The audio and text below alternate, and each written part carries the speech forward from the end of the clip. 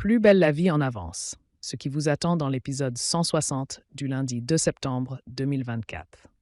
Dans le prochain épisode de Plus belle la vie, encore plus belle, une mystérieuse femme rôde dans le quartier du Mistral. Au commissariat, les enquêteurs tentent de faire parler Mayline, tandis que Killian est en pleine phobie administrative. Attention, les paragraphes qui suivent contiennent des spoilers sur l'épisode de Plus belle la vie. Encore plus belle, diffusé lundi après-midi sur TF1. Si vous ne voulez rien savoir, ne lisez pas ce qui suit. Lundi 2 septembre, dans Plus belle la vie, encore plus belle, Killian en pleine phobie administrative. Aya informe Killian qu'elle n'a pas encore reçu son salaire pour le mois d'août. Le jeune homme lui répond que ce n'est pas lui qui s'en charge et qu'il va donc en avertir Thomas. Juste après, il informe son frère de la situation. Ce dernier lui demande de s'en occuper. Cette demande un peu particulière suscite une vague de stress chez Killian, et pour cause, il a la phobie administrative. Il se met ainsi devant son ordinateur et tente de remplir la déclaration de salaire de ses collègues. Face à la complexité du système administratif, il demande de l'aide à Barbara. Elle lui donne des conseils, ce qui le rassure. Killian lui propose de s'occuper de cette tâche à sa place, tandis que de son côté, il la remplace en cuisine. Mais Barbara refuse d'inverser les rôles. Killian décide d'appeler l'assistance en ligne pour l'aider à régler les cotisations, mais la personne à l'autre bout du téléphone ne parvient pas à l'éclairer davantage, bien au contraire. Désormais, il est face à un gros problème. Son compte est bloqué.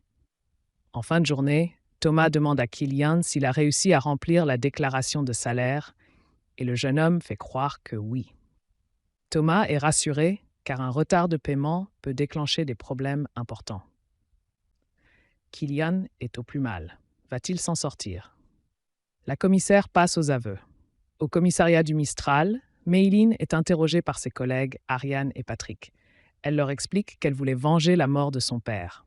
En effet, ce dernier était souffrant et le jour où il est décédé, Rossi l'avait forcé à combattre sur le ring. La raison? Ce dernier avait misé de l'argent sur son adversaire. Résultat, son père est décédé sous les yeux de sa mère. Ni sa mère ni elle ne se sont remises de cette véritable tragédie. Alors, le jour où Mayline a recroisé Rossi, elle a voulu se venger. Elle lui a d'abord demandé des explications, mais ce dernier a fait mine de ne pas se souvenir de son père.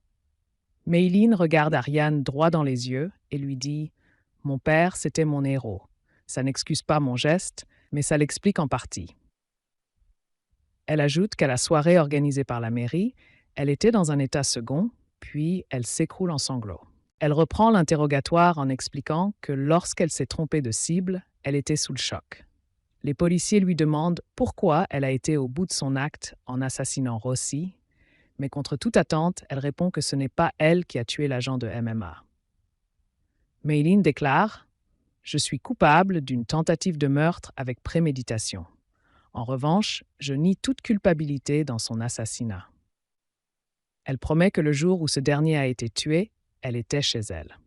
De plus, personne ne l'a vue sur les lieux du crime, ce qui, selon elle, prouve son innocence.